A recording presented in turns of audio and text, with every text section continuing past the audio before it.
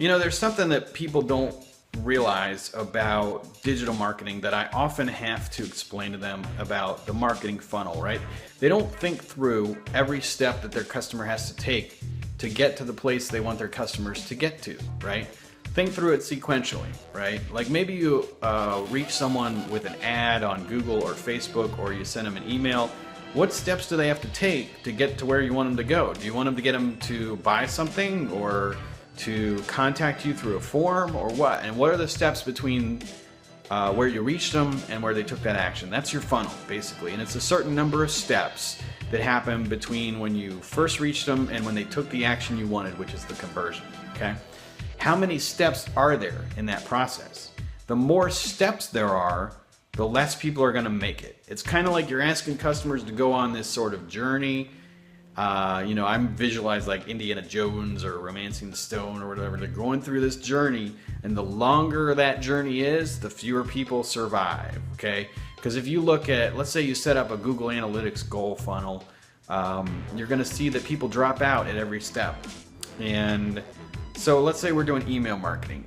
What percentage of people open your email? Maybe 20, 30% if you're doing well. That means 70 to 80% of people didn't open your email. You lost most of your people. What percentage of people click on the link? Maybe 30% that opened, like 10% of the people you sent it to. So again, you lost 70% of the people that opened it, okay? Again, you lost most of your people at that step. And then of those that get to the site, what percent of those took the action you wanted them to?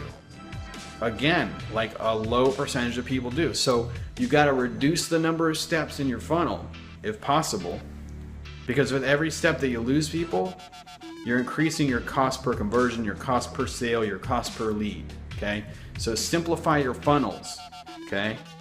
You gotta think through this stuff. A lot of people don't, and then they don't understand why they're not getting leads or sales at the end of the funnel. They don't understand why it's so expensive. They don't understand why they're not profiting, and why their results are so small. You can't just think in terms of, I'm gonna reach 2 million people on Facebook, yay!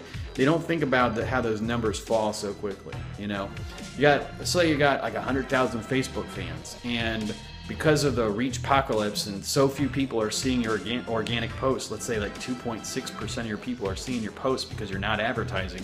Wow, only 2,600 people out of your 100,000 fans are seeing your posts. You just lost 97,400 people. Wow, you lost almost all of your people because of that. And only 2,600 people are seeing it. What percentage of people are clicking on a link in your post? Maybe 2%. Okay, what is that? I'm trying to do math in my head. 52 people clicked on your link?